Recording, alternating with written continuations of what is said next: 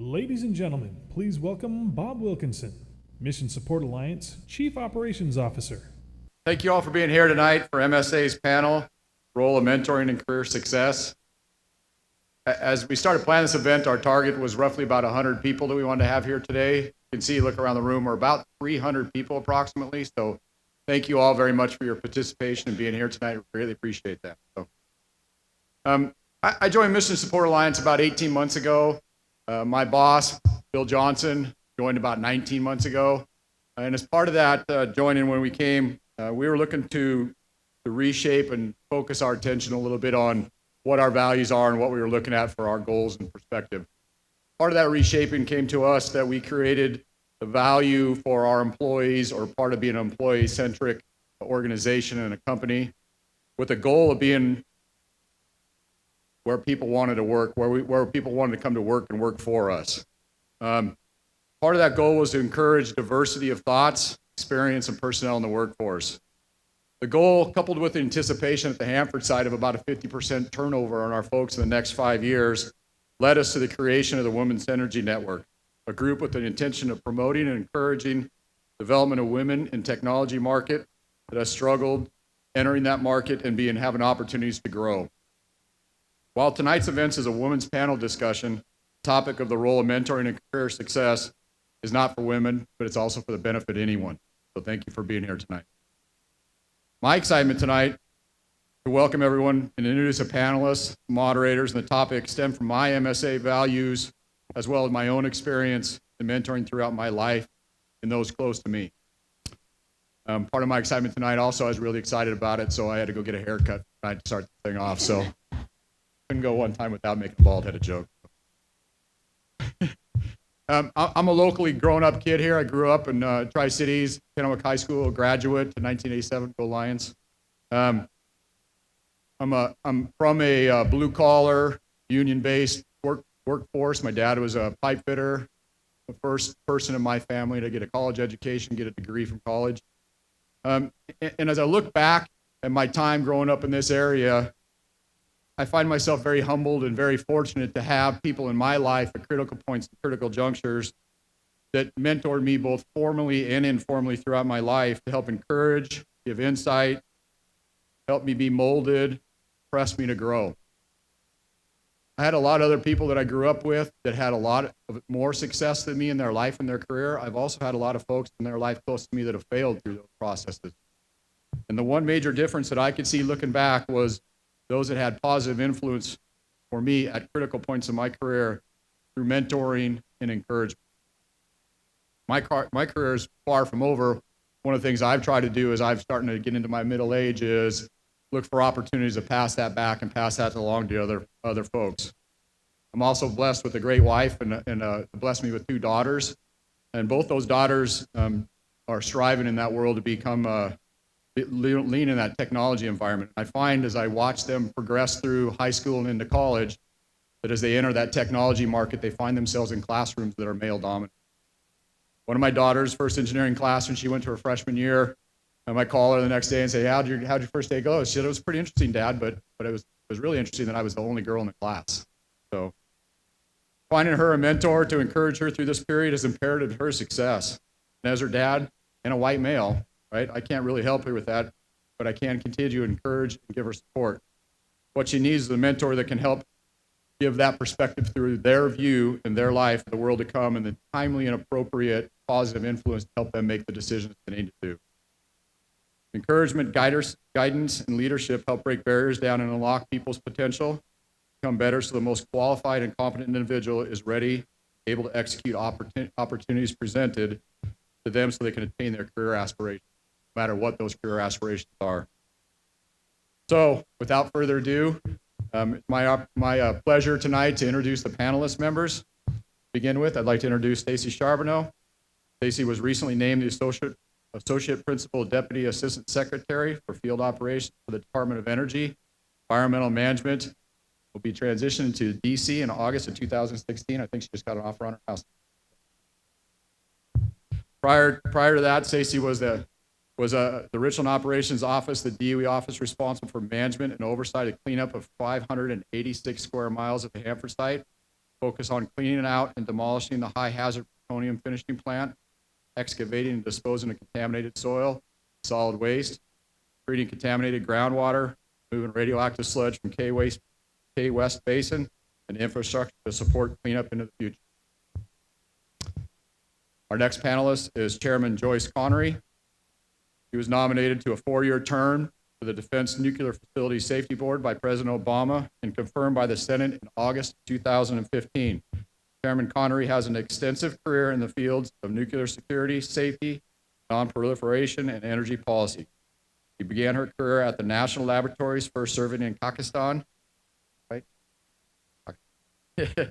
Working on the shutdown of the B-350 fast breeder reactor, and then returning to Washington, D.C. to work in the Office of International Safety, the National Nuclear Security Administration. She also served 2 tours in the National Security Council from February 2008 to May of 2010, in the area of non-proliferation and nuclear security, and then again, January 2012 through July 2015 as a Director of Nuclear Energy Policy in the Office of International Economic. Next is Diane Howard. She's the Director of the Economic Development and Government Affairs for the Port of Benton, supporting land, building development, grants, legislative requests both state and federal. In addition to her port responsibilities, she serves as the Executive Director for the Tri-Cities Research District, one of 15 Washington State Innovation Partnership Zones. Prior to the port, she was a City of Richland's Economic Development Manager, where she managed over $20 million in real estate, a diverse portfolio of land assets, grant programs, and a $1.5 million budget and staff. Next, we have Peggy McCollum. She is a director for the waste treatment plant for Bechtel National Incorporated. Peggy has 3 decades of engineering, procurement, construction, startup, and commissioning experience, as well as experience in management and operations. Before being named project director for WTP, Peggy served in Australia as a project director for coking coal project for Queensland, where she took the project to greater than 95% completion under the budget ahead of schedule. Peggy also served as the vice president of Bechtel Group, so they always test me to see if I can read her. So I obviously didn't pass that. Kennewick High School, not so great. Alexandra Smith is a nuclear waste program manager for the Washington State Department of Ecology. Alex Smith joined Ecology in the spring 2016 from the Port of Seattle, where she was a lead environmental attorney. She brings a wealth of regulatory and legal experience in both the public and private sector, including assistance with some work on Hanford as a former lead attorney for Ecology's hazardous waste and toxic reductions program. Throughout her career, Alex has forged strong working relationship with the federal, tribal, state, and local governments, the business community, and the stakeholder groups on the range of complex issues. It's also my privilege to introduce a very special guest with us tonight, Raquel Crawley. Raquel is the Central Washington Director for Senator Patty Murray. Senator Murray was invited to participate tonight, and while she was truly interested in supporting us, she actually had elections activities going on tonight. So I understand, Raquel, you're going to come up and have a letter on behalf of Senator Murray, so if you'd please join me on stage, I'd appreciate it.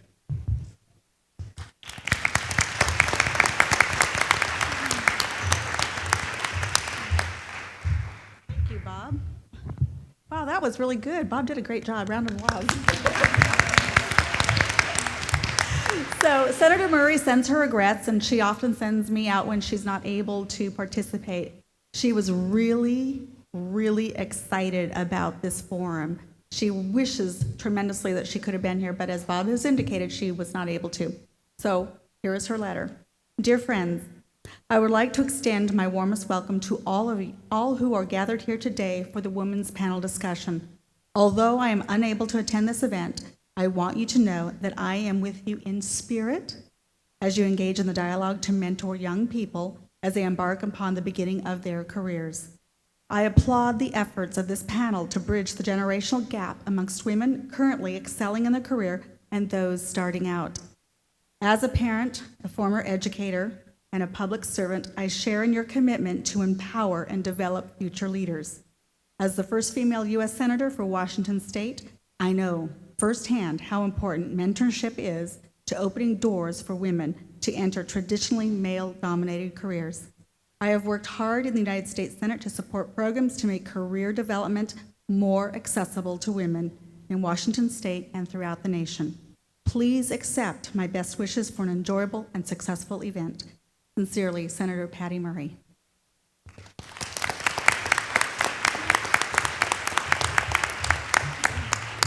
Thank you, Raquel.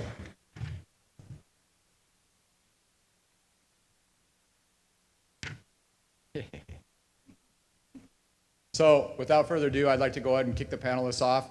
I'll bring up Julie and Ann Shattuck, who are our co-chairs for our Women's Energy Network. They'll be running the panel tonight and asking the questions as the panel begins. So Ann and Julie, if you come up and join, take over.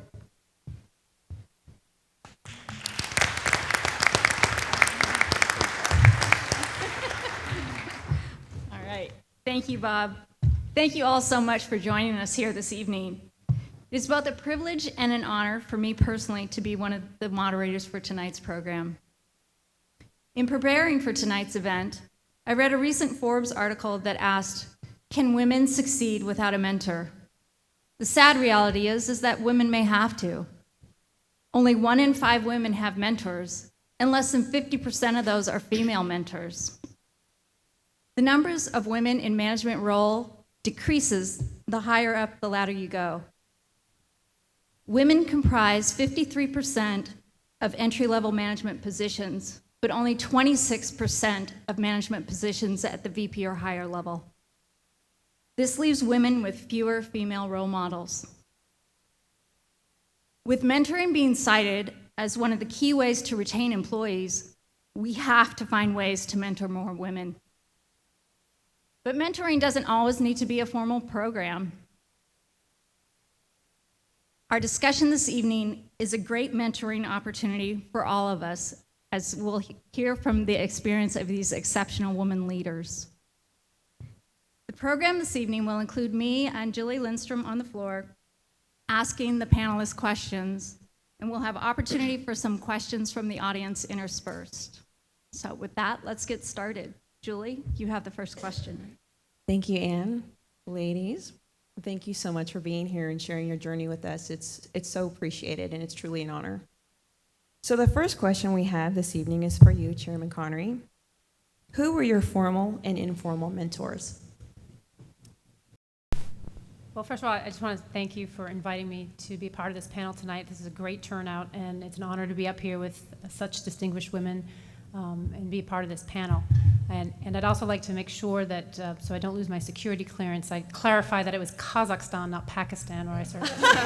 Just want to make that clear to start, because that could be a little bit of a challenge. Thank you.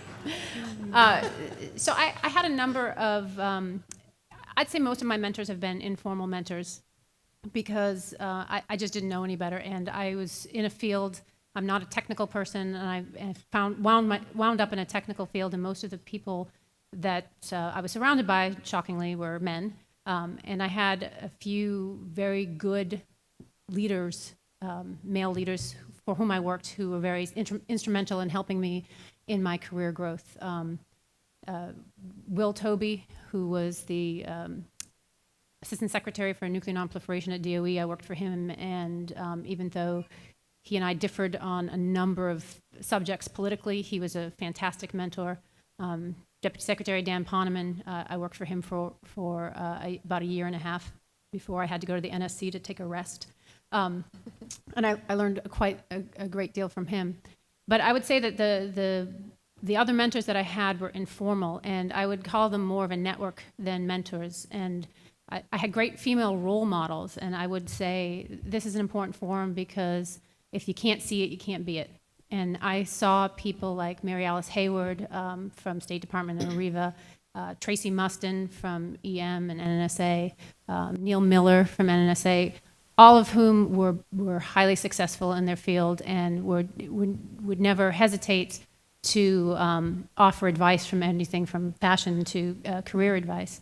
But I would also want to point out that your mentors don't have to be somebody who is in a position of power, although they're the ones who have the luxury to be mentors.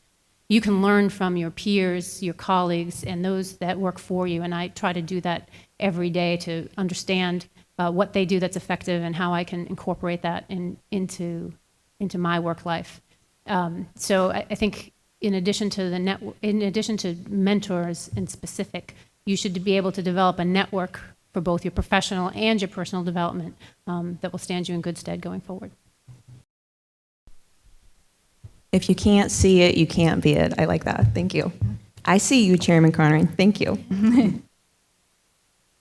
Let me pose the same question to you, Diane.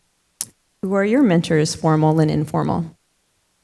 So I would also like to thank the group for having me here today and follow up on Chairman Connery's comments that my mentors were mostly informal. I've never had a formal mentorship.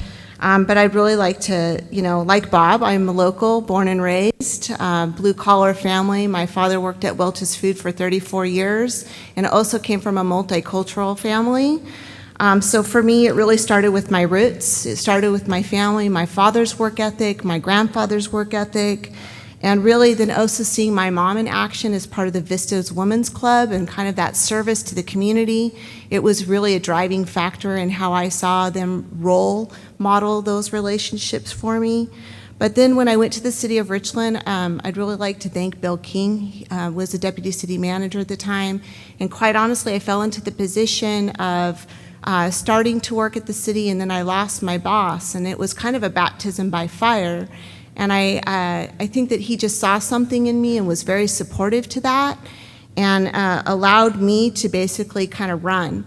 But I also want to credit the City of Richland's development staff team. So I learned from the engineers, I learned from the planners, I learned from the surveyors, and it was my attitude that was the difference.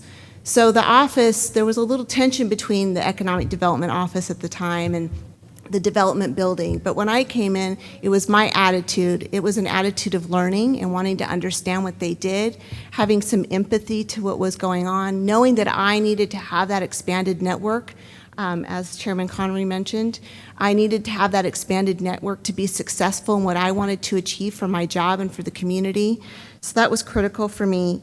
It also taught me a lot about how to deal with, micromanaging, negative people, and realizing that I had to approach it with a positive attitude, quite honestly, an attitude of gratitude, an attitude of forgiveness, and it's a mindset. So that was a thing that I learned a lot, and it's about actually bringing options and being a positive contributor to the table, and basically not being an energy sucker in the workplace. You want to be a positive contributor, and then people want to be around you. They want to be more supportive to you, and that's what I've discovered. Thank you, Diane. Thank you. Anne? All right. Thanks, Julie. As a female mechanical engineer, this next question really resonates with me. Stacy, women are still underrepresented in many technical and other fields. When did it first strike you that you were entering a field or a workforce where women were underrepresented, not only as workers, but especially as leaders? That's an interesting question. Not too many years ago, we have an annual celebration on Women's History Month and recognizing women of achievement in the Department of Energy. And I told a story about, my growing up in South Dakota, and I was very much a tomboy. I had an older brother, and all my cousins were boys, and we were farmers and hunters and fishers, and I was riding motorcycles at 10 and digging into cars by 12, driving the combine on the farm, and so I never recognized a gender differentiation. And it wasn't really until you hit college, for me, I didn't grow up in a family where there was a gender differentiation, so it wasn't really until you hit college that you recognize that there was some level of difference, if you will, on how we're perceived as people between men and women. And absolutely, I was a minority. I'm an electrical engineer, a minority in my classes, but it didn't feel strange and different. That just was how it was, and I didn't feel any different in that.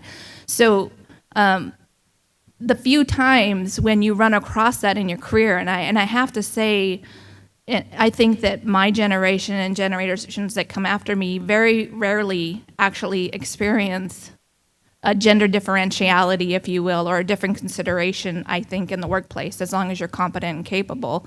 But on those rare instances when you run across that gender differentiation, it always kind of hits me odd or strikes me in the face because I forget.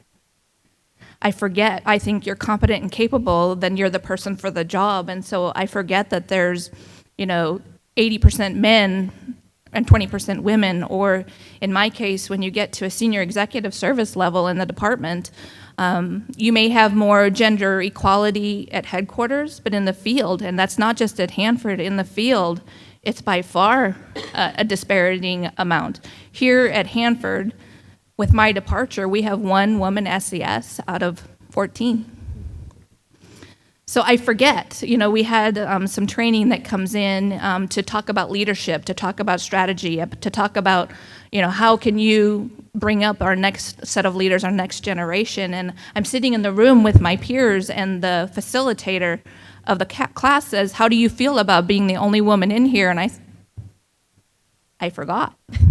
It's just not a part of my fabric and my nature to make that differentiation. So when it does strike me, it's odd. I will just say I'm very happy to see what the people who came before me, the women who came before me that did all that they did to pave the way for me to be able to hold the positions that I hold today, I hold in great revere because, if you watch the Democratic National Convention at all last week, and anyone should watch it because they're so very interesting, when Michelle Obama talked about that her children would take for granted that a woman can be president of the United States, that's kind of how I feel in the position that I'm in. We take for granted all of the path that was paved before us to hold the positions that we do. Great. Thank you, Stacy. Great answer. Peggy, when we met the other day, you also had some energy on this question. So, respond. So, Stacy, we've never compared notes on this, but I too grew up on a farm and an electrical engineer and didn't feel all that out of place in college.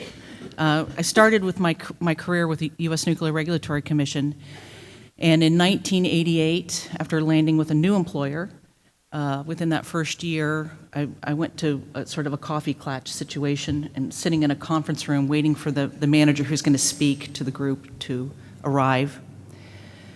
And there were 2 men sitting behind me, 2 men that I didn't know, and they were talking about the U.S. Merchant Marine Academy and what a fine institution it was. And I was paying attention because I'd had a colleague at the NRC who went to the Merchant Marine Academy. And after they got done extolling its virtues and what a fine institution it was, one of the men said, well, it's not what it used to be. They have a woman running it now. And I suppose I wasn't so shocked that he felt that way. Certainly, I could imagine that people felt that way, but that the environment was such that he felt so free to express it and had no consideration for how completely insulting that was for any women sitting within earshot of that remark. And I think, for me, that was the, whoa, I am through the looking glass. This is something different. And that, I can honestly say that same organization now that I've been with for almost 28 years, looks very different today, but back then there weren't any female role models, and so that was my moment of awareness. Great. Thanks for sharing that experience. Alex, I know you wanted to chime in on this one too. A little bit, I guess. I had sort of a similar experience to Stacy in that I've always did sports, and I always did them with the boys, and so I've always sort of been used to competing with men and hanging out with men, and it was not that big a deal. But I did go sort of similar to Peggy when I got my law degree and went off and worked at a firm, and I was so excited. I went to my very first deposition, and I walked in the room, and they said, "Oh, are you the court reporter?" So it's like, oh, okay, same thing. I'm not in Kansas anymore, kind of thing. But I think this generation of women coming up have less and less of that. I think they're going to face just because there's so many more women in the workforce doing amazing things. I think the challenge in people getting up to the highest levels is really the work-life balance. And I think, at least in law, that was one of the biggest reasons that women sort of dropped out before they made, like, managing partner of a law firm, was just the number of hours they had to devote really meant they had to sacrifice their family life. And so I think there are a lot of initiatives that are helping to improve that. So I'm hoping that will also mean there'll be just more and more people in the leadership roles. Great. Thanks, Alex. Sure. All right, now let's open it up to 2 questions from the audience. If you have a question, please stand. We have some runners with microphones. We will bring a microphone to you. And please wait until you have the microphone so we can all hear your question. All right, back there in table 30, 40, something, I can't see the number. Mary Skelton. Hi, Let's Ann. go. Thank you. Can you hear me? Can you hear me? Yes. Okay. All right. So, Oh, now we Work-life- can't hear you, Mary. okay, Alex, I believe you mentioned the work-life balance. And for myself, I'm, up in the years, okay? But for the young ladies and the young folks in this room, I think it was very difficult. I've been on site for well over 30 years. And that work-life balance, because many of them are starting to start families. And that's a challenge. And so you said there could be some initiatives. And I have not seen a lot in the recent years with our current contractor, the contractors. I've been with other, operation contractors. And what they can do to support these young ladies. And I think that would be a really good discussion point as to what companies can do to support the younger women that are trying to also start families. And not drop out of the workforce necessarily. Okay. Alex, I think that was directed at you, if you want. And I'm going to actually defer to some of my colleagues up here as well. I think depending on who your employer is, it really varies as to what the restrictions are and what the rules are and how much leeway you might have for things like parental leave or flexible work schedules or remote working, things like that. So I think I know in the state, there's a lot of conversations right now about work-life balance. And how we can do things differently than we've done them in the past to accommodate just what you're talking about using those various tools. But I welcome others to share their thoughts. So I'll just chime in here. So, and in the federal government, it's even more interesting. There's no such thing as maternity leave in the federal government. When I had my first child at the age of 23, I had built up a total of 2 weeks of leave, and that's how long I took off after having my daughter. And I approached my management with a new initiative that the government was considering, not at my workplace. I work for Naval Undersea Warfare Center, but at other places in the federal government, a thing called Flexiplace. And I said, I think this is something that can be approved. I think this is something that we're piloting in other locations.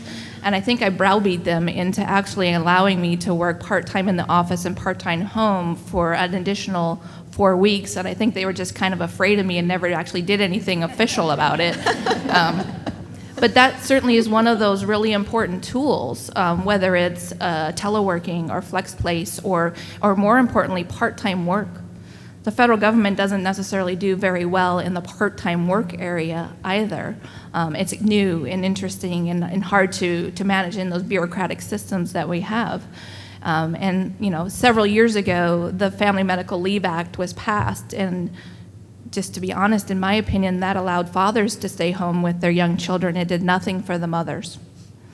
So we are to use the sick leave that we've earned as our maternity leave, and fathers can use their sick leave for paternity leave as well, but it didn't really expand upon some availability of true maternity leave or what's available to new young mothers or new young families. But to be honest, that was also a turning point in my career about the personal choices that you make, and you have to balance your personal values and those choices of having a career and having a family too. I had a family very young before I really knew better. I just thought I could do it all. I got my master's degree at the same time. I had an infant, I worked full time and was getting my master's degree. I honestly didn't know any better.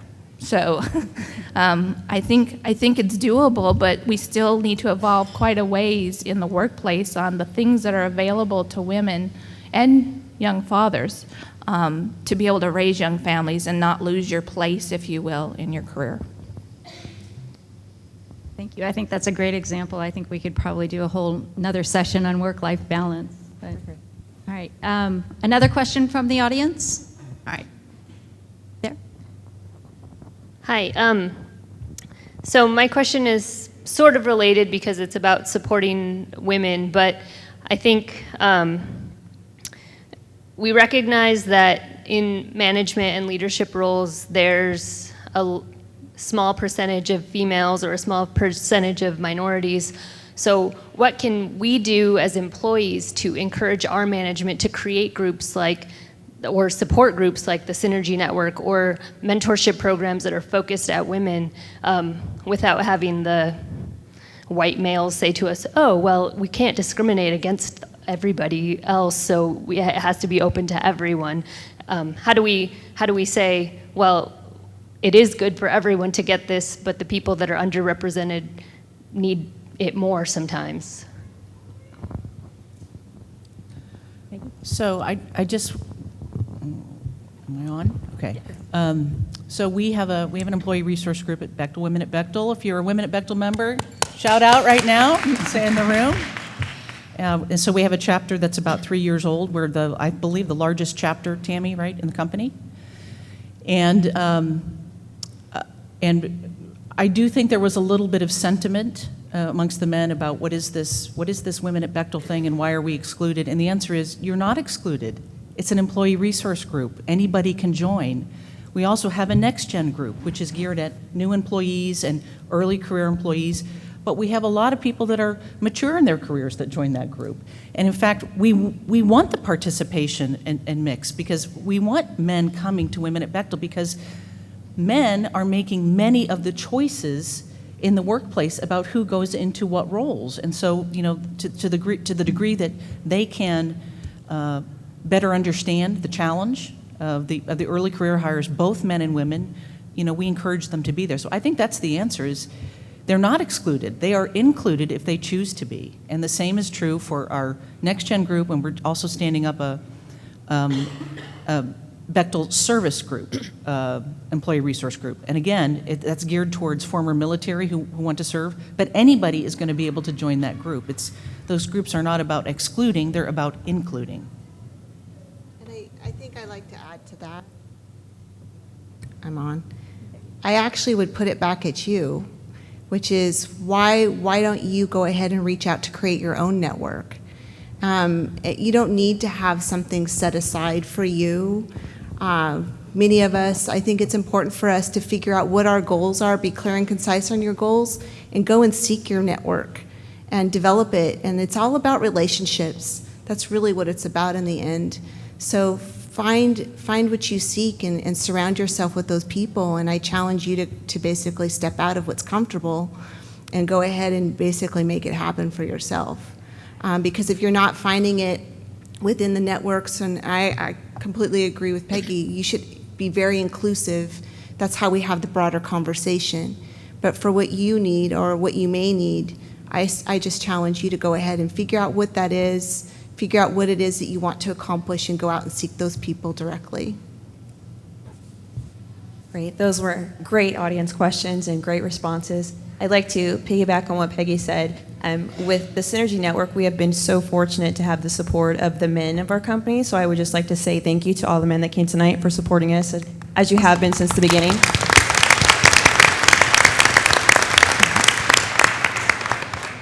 So thank you, audience. Let's go ahead and move on to the next set of questions. Diane, this one is for you. Did mentoring impact your career, and if so, how? So I've never had real formal mentoring, again, very informal, but I would say that it has provided me more opportunities than I even realized were possible for myself. And it's actually made me a lot more well-rounded as a person. And I'm really grateful. And I actually did put my husband on the spot this evening and asked him to come here so I could actually recognize him. My husband's been very supportive to me, and I want to appreciate Ron Howard in the back of the room for that. It's a team effort on work-life balance, and we do it as a team. So when we raised our two boys, it was done as a team, and we tried to make sure that we were balancing that out.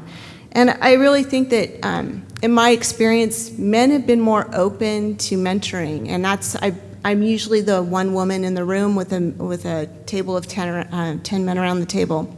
So I'm very comfortable with that. Quite honestly, this is a very frightening room. There's more women in here than I'm comfortable with. I'll just tell you.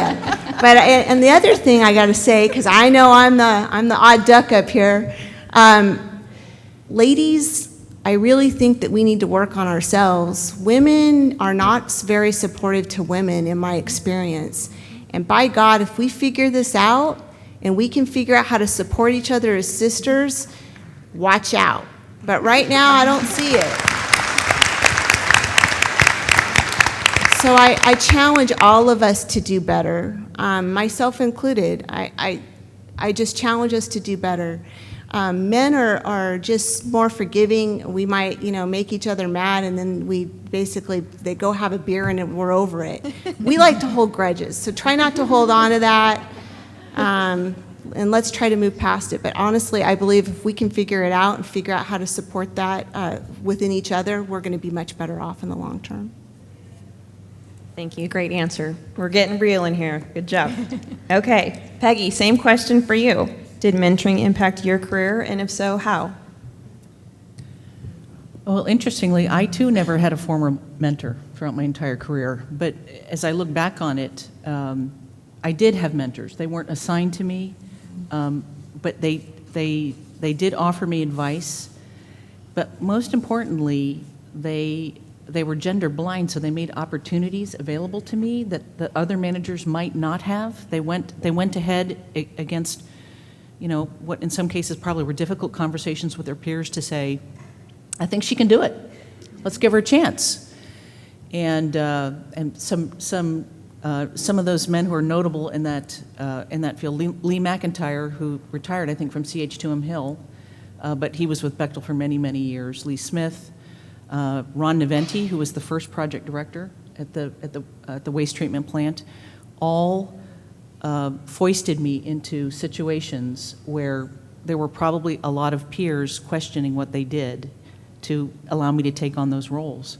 And so I got advice along the way, but that was probably the most important thing that they did, was to break down the barrier to allow me to have those assignments, because that's what broadens you, that's what prepares you for bigger and bigger roles, or those different kinds of experience that those assignments can give you.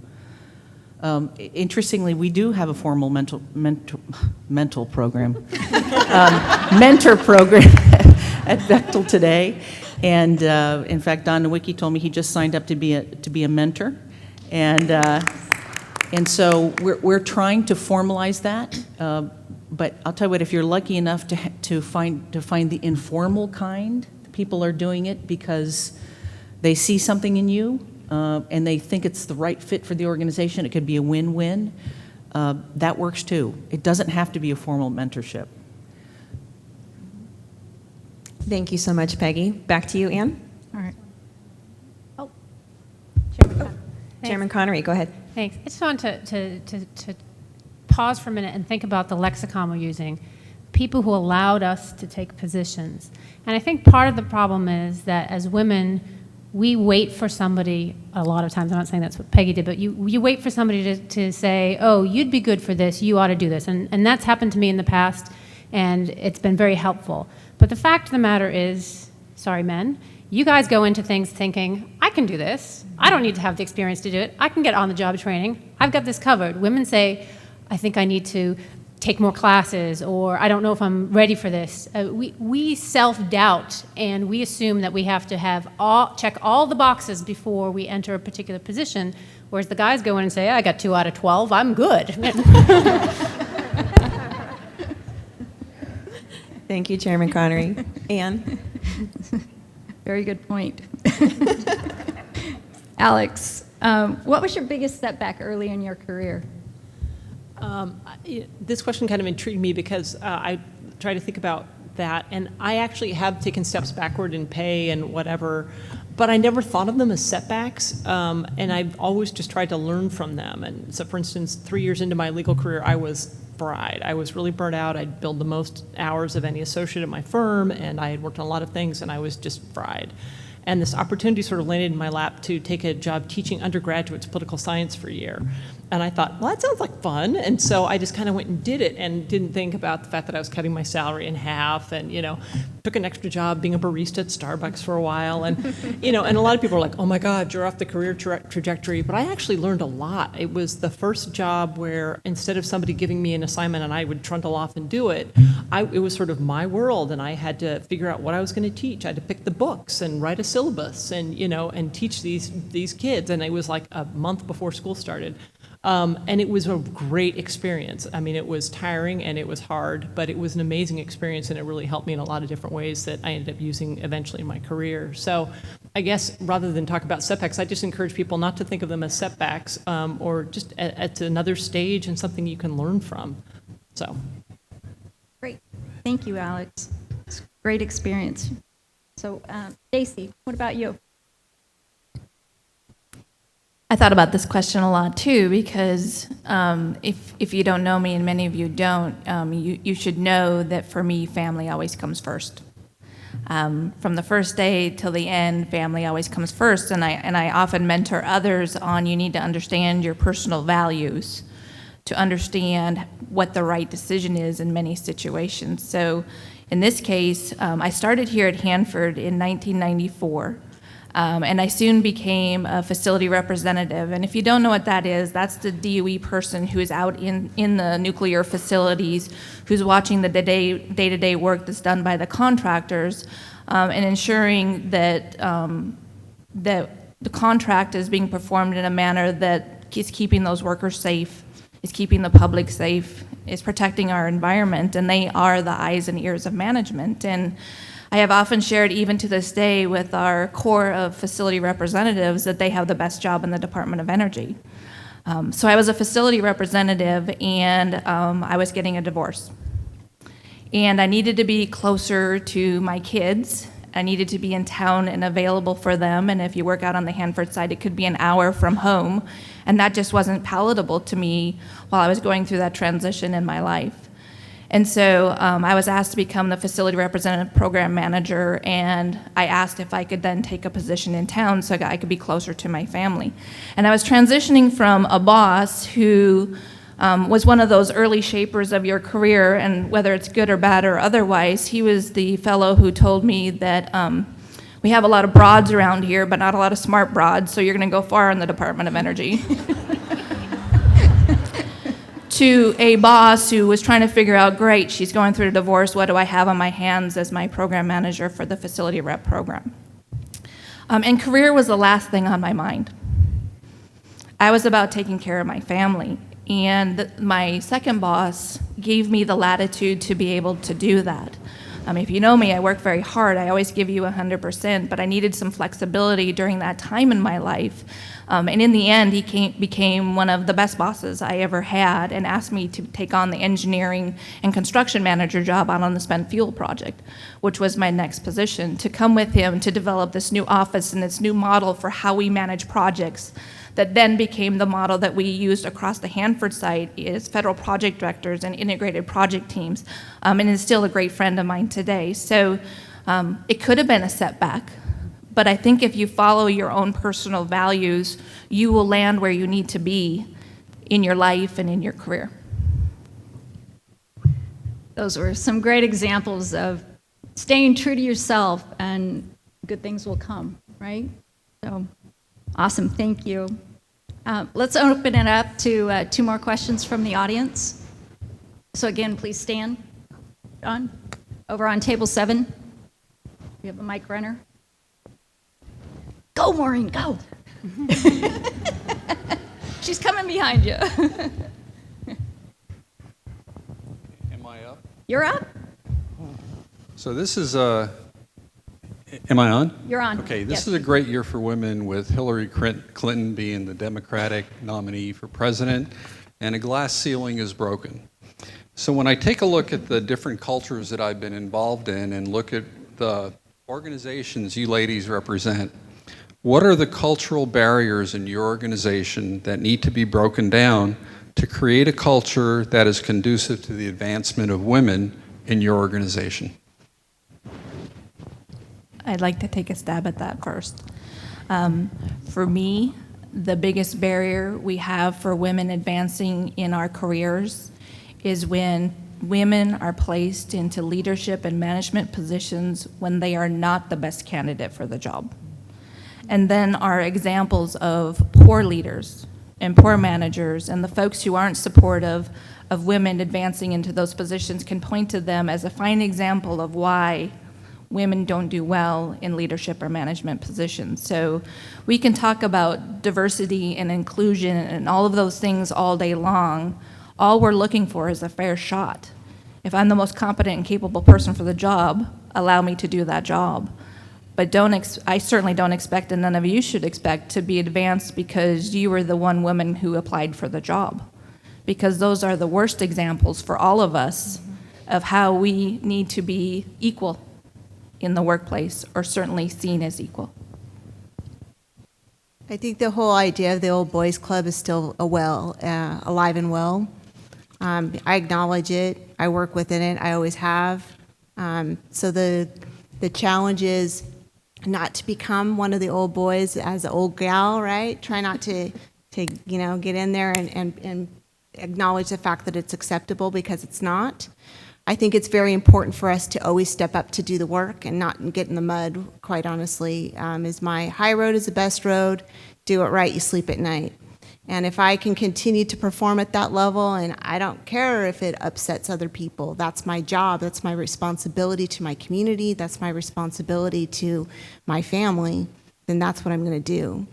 And I just, continue on. But it is alive and prevalent regardless, and I would say I agree with Stacy's point. It's very disappointing to me when there's women in leadership positions that are not there because they should be there, because they're the best person for the job, or quite honestly, they go into all the gender norms that are typical so that the males can point at them and say, see, that's what I'm talking about.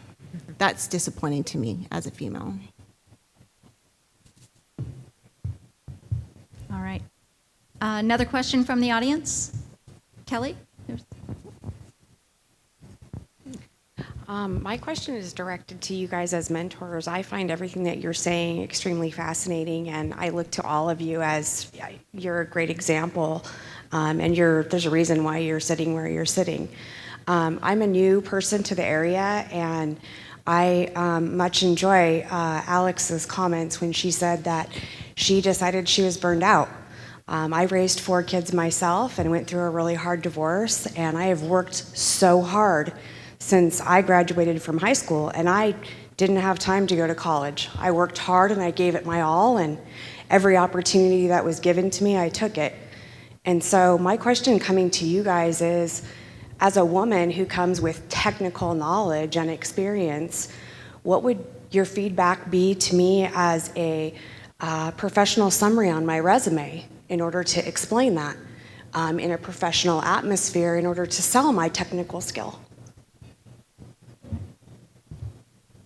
Anyone want to take that one? I'm non-technical. Alex? Uh-oh. You sort of stumped us, I think, in terms of resume writing.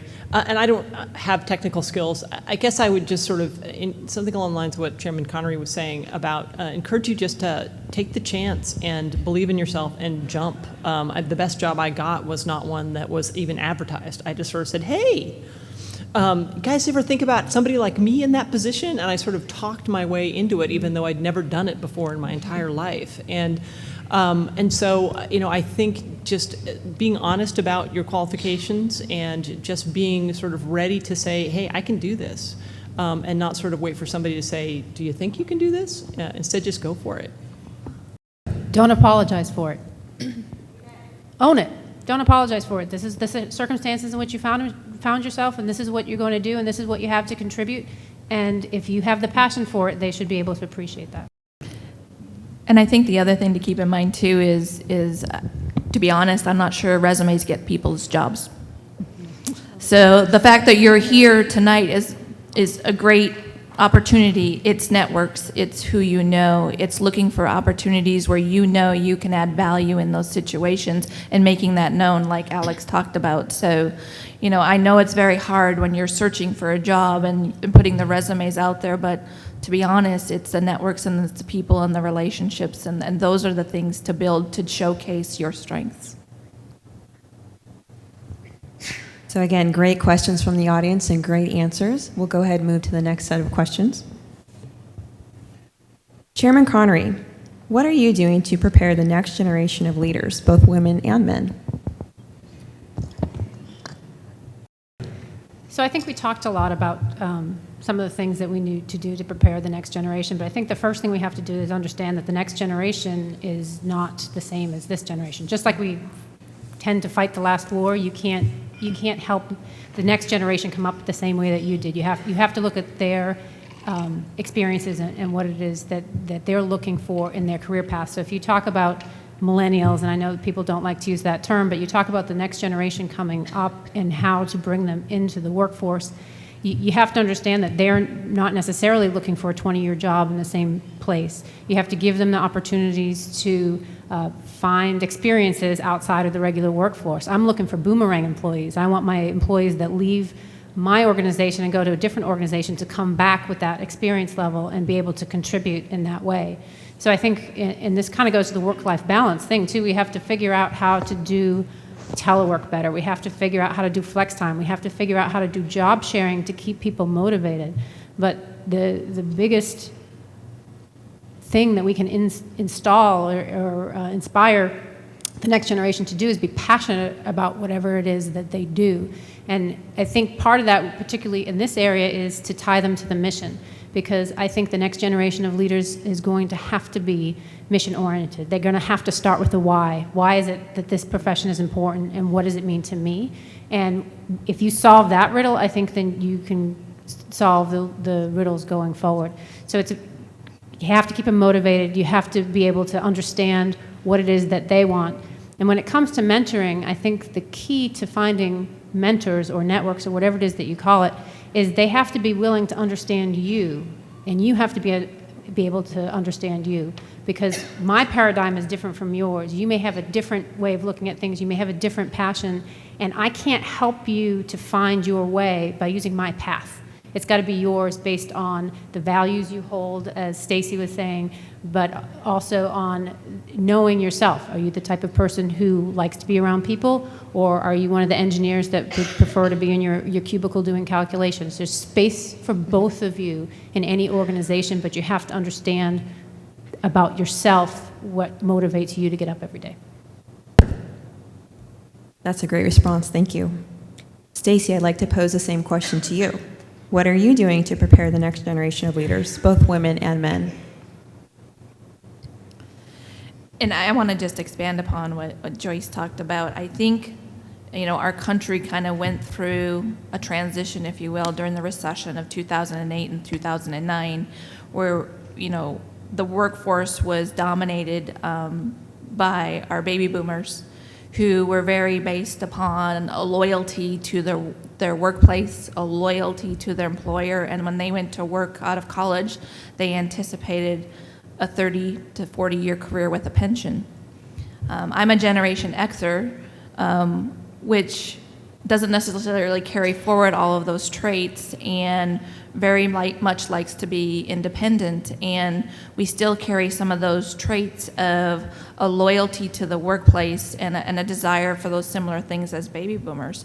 When you look at the millennials and the Generation Yers, they're back into the teaming, but there is no understanding of loyalty to employer or loyalty to workplace, and they're certainly not counting on a pension because they shouldn't. They're going to have to be planning their future quite well, and how do you attract those folks? And Joyce hit on many of those things. What they're looking for is flex place, flex time. Tell me what my job is, and I will go do my job, but don't tell me how to do it and where I have to perform it and with what tools I need to perform that job. So how do we attract all of those to the workplace? We can talk about the next generation, but to be honest, we need to attract a workforce in all of those age categories, and you need to understand, just as Joyce said, you need to understand what's important to them, and that we have the flexibility to provide those and hit on those chords that hit those personal values. And that flexibility within work groups and within work locations needs to be there, because you're going to have the baby boomers who like the 7 to 5 work, where we have our meetings in this conference room where we're all sitting around a table face to face, versus a email, Skype, flex place kind of arrangement for the workforce. And so as leaders, we need to provide for those flexibilities and place people to play to their strengths and their desires and their personal values, instead of having a rigid model of what a workplace looks like. Thank you, Stacey. That's a great answer. Diane, in your discussion with Ann previously, you talked about working with the local young professionals. Would you tell us some more about that experience? Yeah, I'll follow up on both of the comments made by Stacy and Chairman Connery. I believe that we all want to be a part of a community that we create. We all want to basically help shape it, and it's that shared vision that creates some momentum. So in my experience, it's understanding what it is that the younger generation wants, and I feel like as a Gen Xer, I'm kind of the bridge between the boomers and the millennials, and I'm kind of stuck in between, right? So we have the young professionals group that got together, and it was a lot of I want this and I want that, and I'm like, hey, time out. What we need to talk about, what do you envision for this community? What do you see, and how? And then let's talk about how we communicate that to leadership. And so we actually held a charrette, and we did a planning document about what they saw for the Tri-Cities community as a region, what would be attractive to them. And it goes back to earlier statements. It's important for them, I think it's important for all of us. As President Kennedy wanted us to go to the moon, we need to have a mission. We need to have a purpose, something we're driving for that's bigger than all of us. And I think when we see that together, that's what's exciting. So the young professionals developed a whole vision of the Tri-Cities community, and we shared that with all the elected leadership. It was important for us to share that communication back. I think the elected leadership was looking to understand that. They just didn't know how to communicate with this group. So we worked on different ways that we could get together, network, relationship build. That's where it starts, is with a discussion, and face-to-face is the best way.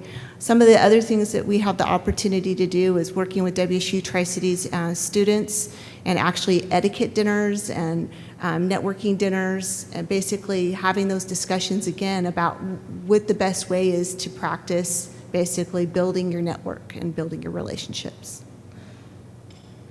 Thank you so much. Appreciate it. That sounds like a fantastic program. Anne? Right. Peggy, in your experience, what would you say are the keys to finding the right mentor?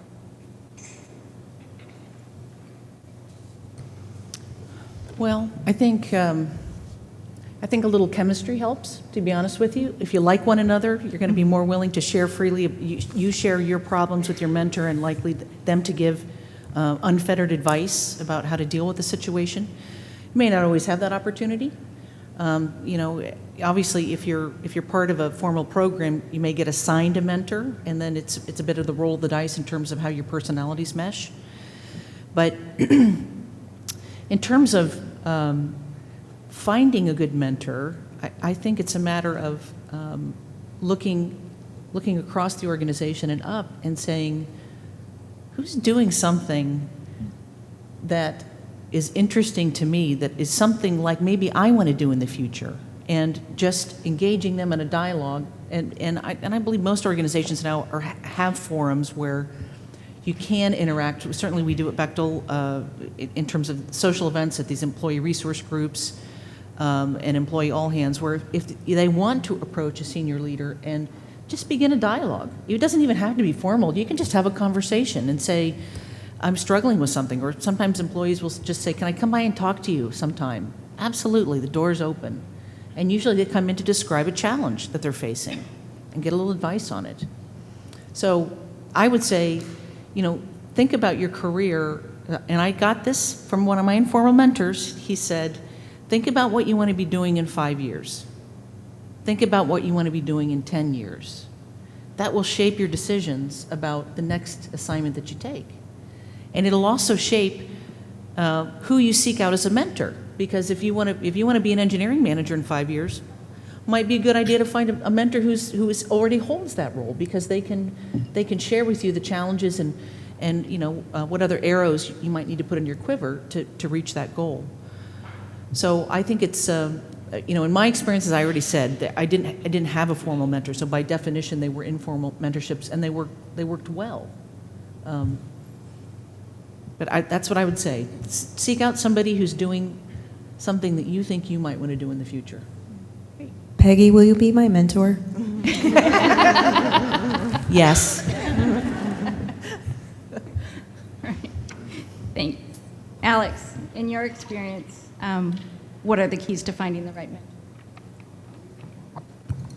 I guess I would just encourage people not only to look inside your organization and sort of up the management chain for people who are doing things you think you might want to do, But I think it's great to have people outside the organization who you don't report to, who don't review you or supervise you, so you can get sort of really off-the-cuff advice. And I found that just over my career, I've maintained friendships with women who I have worked with in various contexts or recreated with in various ways. And just those friendships, you have the opportunity to go, I got this, there's this job that's advertised, and I was looking at it, and I don't really fit the qualifications or whatever it may be. And so I think that that's just a good opportunity, too, is what Chairman Connor was talking about in terms of a network. Just tap into those friendships, most definitely. They can give lots of great advice. Great. I think Peggy and Alex gave us all some great advice that we can all use. So let's open it up to 2 more questions from the audience. So there, table 32. Oh, go ahead. Oh, we're a battle over the microphones. All right, so my question is, what books or other inspiration did you find outside of the workplace to mentor yourself? So, long before I ever dreamed of being in some of the recent positions I've held, and I'm not one who often turns to books or articles to find out about leadership and management. Usually that's what I learn in my experiences. But my husband was actually talking to me about the book that Jack Welch wrote. And not that he's someone I would look to and admire as a mentor, but he had a very interesting excerpt in his book about how he always worked on Saturdays. And he would have an entire workforce around him working on Saturdays. And at one point, someone, pointed out to him, why is everybody here working on Saturdays? And it never occurred to him that everyone around him was there working because he worked on Saturdays. So, sometimes as leaders and managers, we've reached that point in our careers or in our lives with our work-life balance that works best for us to work evenings or weekends because we just feel like that's how we're going to stay on top of things, and we're fine with that with our personal values. But we forget that creates an interesting dynamic for the folks in our workforce, and now they've set that expectations for themselves that we've unfortunately put upon them. And so you can always get interesting tidbits if you look at some of the examples in books, in articles are certainly good ways to do that, but I find learning moments throughout my career of things I've always thought I would never do as a manager or a leader, and then find that I've fallen into that same trap. And I was just back in DC this last week in my new position, and one of the questions from one of my site liaisons was, how do you feel about emails in the evening?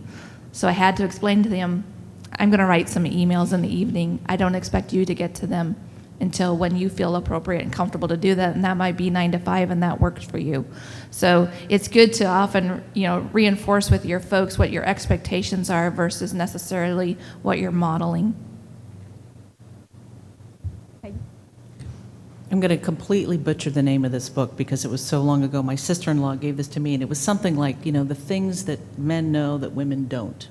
And I'm sure it had a number to it, like the 25 things. And perusing this book, most of it I found to be, pretty common sense. But there was one particular thing in that book, which was that women tended to take the smaller office and not make a show of their workplace, whereas men ascribe position and authority with the size of their office. And this was a complete revelation to me. And because I had just gone from being a project manager to being an operations manager, where now I had 18 projects in the former Soviet Union reporting to me. And the office manager had come by. I was in this little interior office where you had to have a fan and no windows, and and he said, do you want a bigger office? And I said, no, I'm fine where I'm at. Well, I read this in this book and I went, geez, I better get a bigger office. So I came in the next week and I told him, yeah, no, I think think I better move offices. And I think there was some little truth in that psychology, because as the executive leadership that would come and visit that office would come by and see me not sitting in the little interior closet with the fan, but in an office that was commensurate with my peers. So I think, everybody takes away something different from some of those books, but for me, that was probably a pretty good piece of advice, and I made a very big step in my career. I think not just because I had a bigger office. I think I was doing the job pretty well too, but. That's great. Mike, I'll be looking for a bigger office. Great. I'm just going to mention one book real quick. I also don't do books too much, but one that I found very helpful, especially for incoming young leaders, is actually A Passion for Leadership by Robert Gates. Excellent read. I was just impressed with the fact that he approaches it from a leadership perspective. He approaches it from different angles. He tells you the things to be aware of. It's as if he's mentoring you throughout the entire book. So that's one that I would encourage everybody to take a look at if you have the opportunity. Yeah. We have time for one more question from the audience. All right, Maureen, you got it.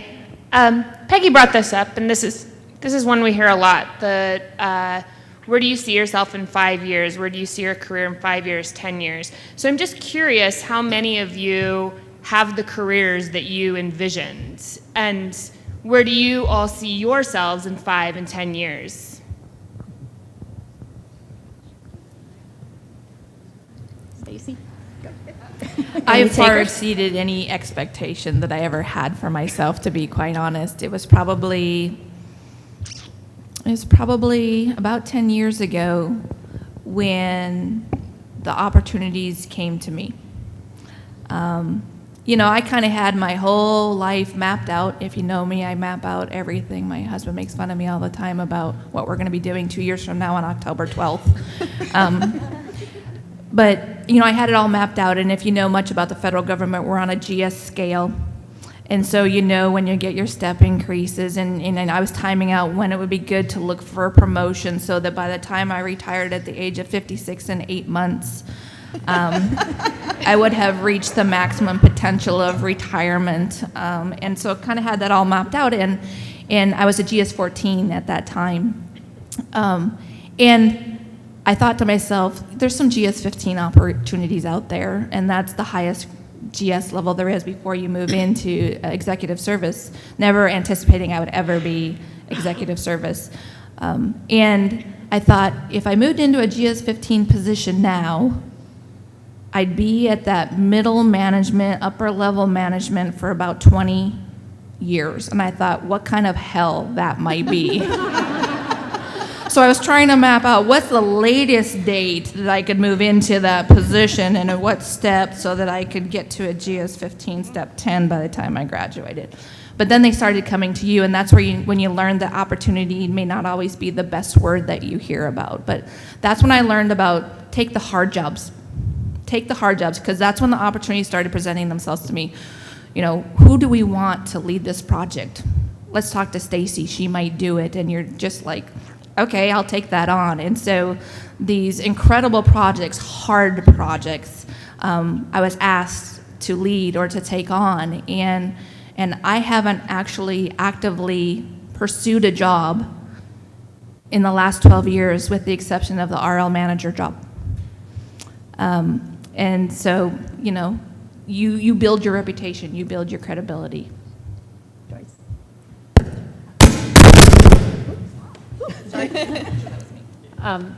So I think Stacy's right. Reputation is everything. I never did the 5-year plan thing. I'm probably the non-OCD person at the table. I had no plan. I thought at first I was going to be a poet laureate. That was one of my goals, or to work for the UN High Commissioner on Refugees, and I kind of fell into the business. But I don't necessarily, and everybody's different, I don't necessarily think you need to have a 5-year plan. I think you need to be open to the possibilities, but you have to also be willing to shut the door on possibilities that aren't right for you.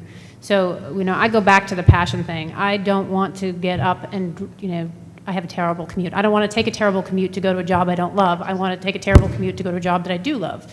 Someday I'll get the commute thing right, but it's a separate issue. But I also think that you have to understand that you shouldn't necessarily take a job simply because you think, well, if I do this now, even though I don't like it, this might lead me to something else. I think it's very important to kind of know who you are and what your values are and what your skill sets are. I'll tell a little anecdote about my career history. I was actually a Peace Corps volunteer in Turkmenistan and learned, I knew how to speak Russian, and that's kind of how I fell into this business as I went to Kazakhstan, not Pakistan, to work on the BN 350 project. And but the interesting thing is, if you're a Peace Corps volunteer, there's 5 years before you can become an intelligence officer. And if you're an intelligence officer, you can never join the Peace Corps. It's they're trying to keep that separation. Well, 5 years to the date of getting out of Peace Corps Turkmenistan, I got a call from the CIA, and they said, "Hey, we'd like you to come interview to be an analyst to be an analyst for the CIA." And I was a contractor at the time, and I desperately wanted to become a Fed because I needed the health insurance, because that's the only reason you become a Fed, right? And I actually went through the entire process thinking, well, this would be a good career path for me to do this. And I was working for DOE at the time, and I was trying to get them to federalize me, and they, for whatever reason, weren't having it. And working in the Forrestal building. Now, if you've ever been to Langley and you want to compare that to the Forrestal building, Langley is like the Four Seasons, and the Forrestal is more like, I don't know, Roadway Inn, right? Thank you. Thank you very much. I just took a job in the forest. Enjoy that, Stacy. Okay, maybe a Fairfield. I mean, anyway. But my point is that, I was attracted to this because it sounded fantastic, and, and I saw everybody, sitting on these big couches talking about important things, and they had a fantastic gym, and I was willing to take the polygraph and kind of do the whole nine yards. But then I thought about, well, what is it they want me to do? They want me to be an analyst. They want me to read about things and then write about them and not actually do anything. And that is antithetical. That's like the complete opposite of my personality, and it would have driven me crazy, and I probably would have driven everybody else crazy. So even though this was the opportunity I had to become a Fed, I turned it down because I knew that it wasn't the job for me. So I think you also have to understand, again, who you are, and don't take the job just because you think it fits into your 5-year plan if it's not the job that you're going to be passionate about taking that commute for. Peggy? So the answer to your first question is yes. I think I have achieved the level that I set out to achieve. But the other piece of advice that mentor gave me on that 5 and 10 year, he said, if you do that, if you write it down, you'll probably get there a lot faster than 5 or 10 years. And at that point in time, what I wanted to be doing in 10 years was to be a project manager. And within that 10 years, I'd become an operations manager with a grouping of projects and had been elected a principal vice president. So it did end up happening a lot faster as a result of that kind of focus. I'll kind of pile on some of the themes that have been talked about here. I am also not a 5 or 10 year plan kind of person, and I used to get like the heebie-jeebies when people would say, what you need to do is have a 10-year plan, because I just didn't know what I would put down. And I have sort of, I've taken a very circuitous route to where I am now, and I never would have envisioned that I would be doing this job, honestly. But a big part of it was realizing that ultimately I really didn't like being a lawyer, and it took me way too long to realize that I didn't like being a lawyer. And I'd be sitting in meetings thinking, God, my clients are doing really cool stuff. I want to go to that meeting. I want to be doing that. So anyway, that's bad for me for not realizing what I really liked doing. But a big part of how I ended up getting some of the jobs was just leaving whatever job I left on really good terms, never burning bridges, maintaining friendships, maintaining some connections, and that honestly led to a lot of these other opportunities that have come up. So I would just encourage folks to think about that. One mentor I had actually at his law firm, they had an alumni club. And because they didn't ever want to have anybody leave on bad terms or burn bridges, and they wanted to sort of encourage continuing those relationships, because you never know what they could mean for you at the end of the day. So, for what it's worth. And I'm the lone duck that still wants to fly. So I'm still waiting to fly. But from my perspective, I've been very picky. I've had a lot of opportunities come my way, but I've actually declined them, most recently in the last couple of years, because I'm also very stubborn. There's certain things that I want to accomplish or goals that I want to achieve on behalf of the community within my current position, and I want to complete them before I leave them. So that's important. And also for me, it's the whole life-work balance. Right now, I want to make the decisions that are best for my family. I've had great opportunities. I've been very blessed in the opportunities that have been provided to me through the city and through the port.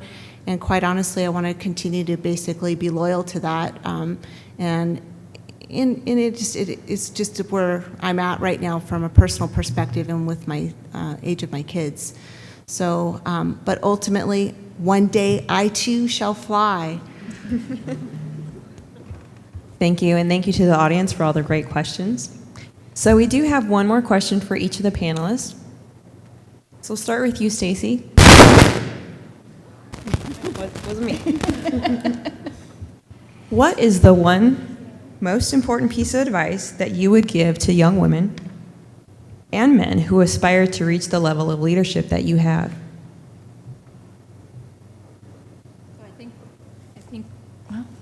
It's given out of me. There we go.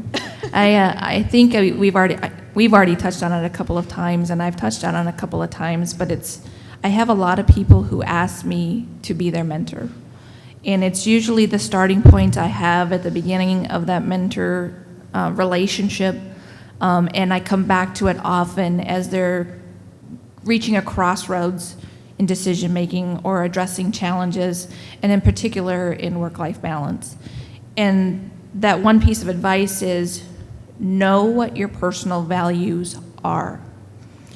You'd be surprised at the number of young people who come to me and ask me to be their mentor don't know what their own personal values are.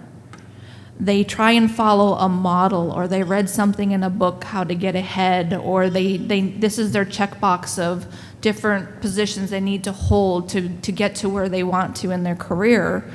But they don't even know what their own personal values are. And so I have found as long as you stay true in your decision making to what's important to you and your personal values, you always feel comfortable in the decisions that you make and the career opportunities that come your way. I had a young man who asked me to be his mentor, and he came into my office about 4 o'clock for our first session. I had to cut him off at about 7:30. And I said, you need to go home and you need to write down what's important to you. Because he was all over the map trying to find out what it was that I wanted to hear. He was there because I was in a position of management that he thought could help him advance his career.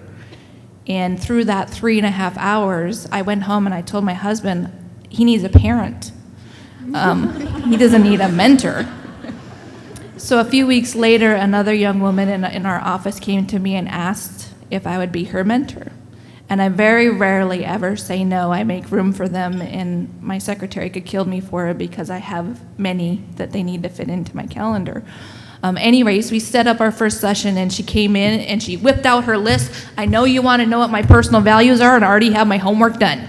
So, and I said, well, you don't need that list. You can put it in your pocket because you are already there. And not every single mentor relationship is the same. They are all very unique depending upon that person. So there's no model, there's no script, there's no map of a mentor-mentee relationship. But for all those young folks, they need to understand what's important to them and where they're going.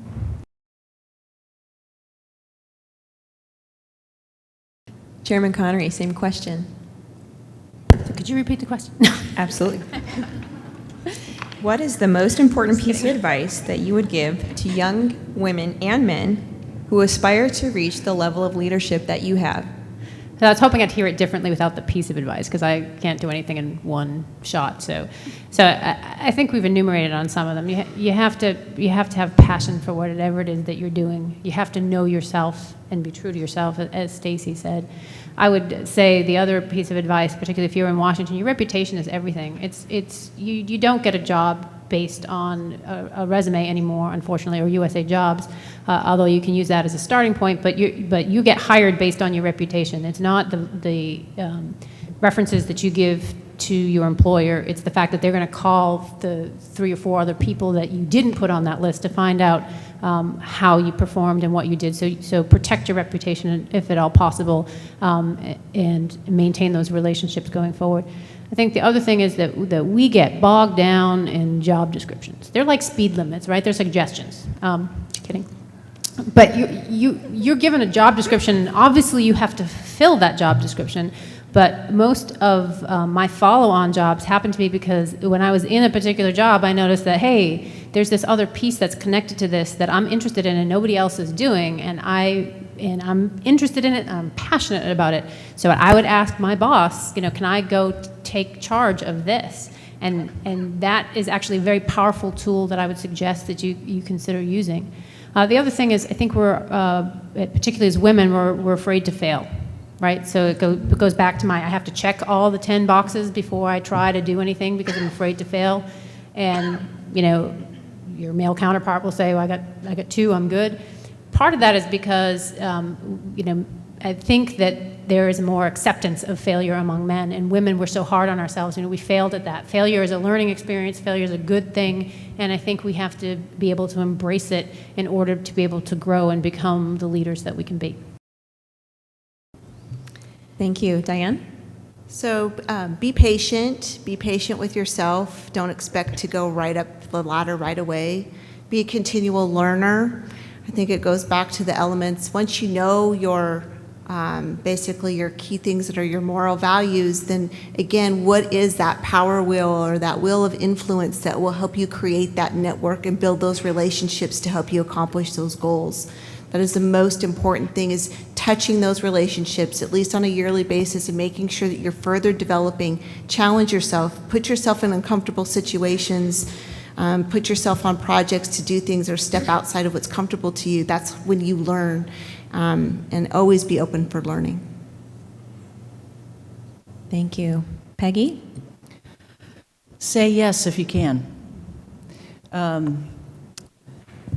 It's interesting that I see my husband in the back of the auditorium here. He's shirking away. So I work for a company. We do work all around the world where projects forming and reforming, and we need people to go where the work is to accomplish it. And so within my organization, the power of being able to say, yes, I can go and do that assignment has been pretty successful. And could not have done it without, like Diane, my husband has been a complete partner in raising our boys. And the illustrative anecdote that I always give for that is, working on a proposal when our oldest son was about 3 years old. It was actually a 255, 254 submission that was had to be postmarked on Christmas Eve. And as the staff began to wander away on Christmas Eve, I called home at about 8 o'clock in tears, saying, I don't know when I'm going to be home. And my husband, who's a former Marine, said, Peg, mission before men. Brendan is 3 years old. He won't know the difference. Christmas is going to start when you get here. And with the benefit of that kind of support at home, to be a team in raising your family, I mean, that for me, that was the rock bed in being able to say yes to so many different opportunities. Not everybody's going to have that, but if you can say yes, and I know the studies absolutely prove out what Joyce said about women doubting whether they can do a position. 30 years, I never doubted that I could do a position that I was being offered. In fact, sometimes I was a little miffed that I didn't get the position because I thought I was ready. So that's the mindset that you need to change, is if it's presented, if you can do it, go and do it. And the organization will support you to be successful.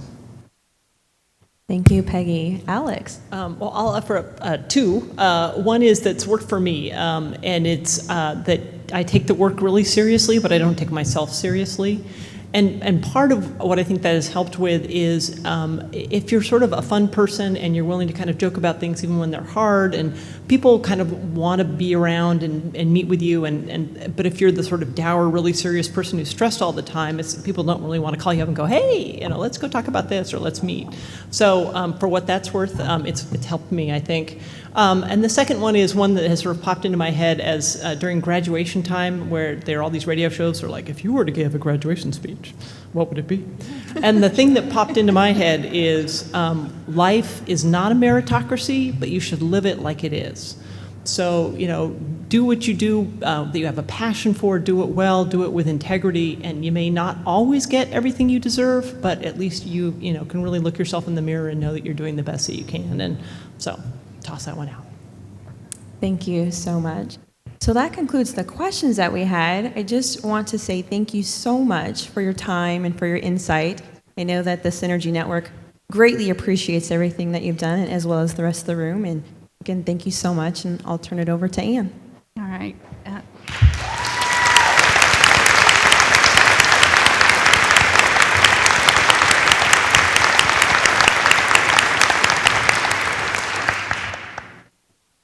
I too just want to say thank you. I think Chairman Connery said, if you can't see it, you can't be it. And I want to thank Stacy Charbonneau, Chairman Connery, Diane Howard, Peggy McCullough, and Alex Smith for all their wisdom that they've shared with us tonight. You are absolutely providing a role model for us. We can see you, and now we can be you. So thank you so much.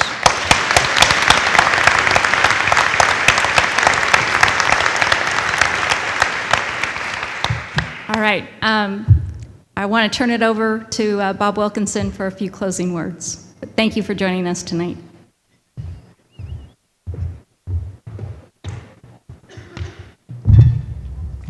All right, so I got a couple thank yous to say, but first, failures of learning experiments. Kazakhstan?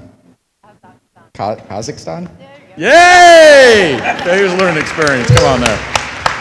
So just a couple things. Just want to say thank you to the Women's Energy Network for putting this on, putting this together. MSA, Women's Energy Network, both Ann and Julie, you guys did an awesome job up here. Thank you very much for that, guys.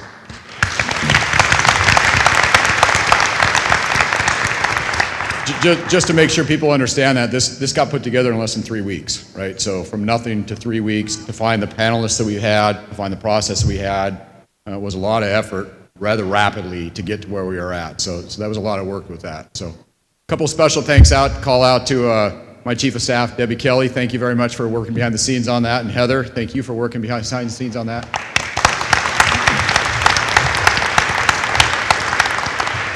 Eric Olds, the RL Chief of Staff, I know you were behind the scenes helping on this too. Thank you.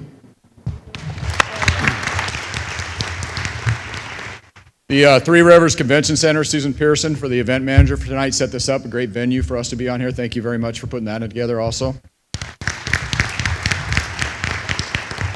Hopefully you all found value in what tonight brought. Hopefully you learned something new. Hopefully you've got a couple more tricks in your toolbox to be able to go out and execute. Things that you can learn both for how you do business and how you can influence other people's lives. So I just encourage you to take what you heard from here today, try to use it, try to pass it along.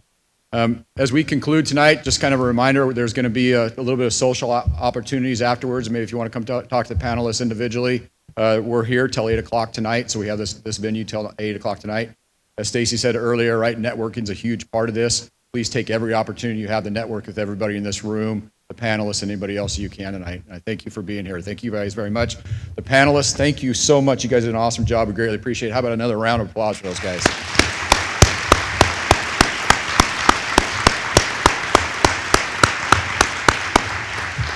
And with that, we conclude. Thank you.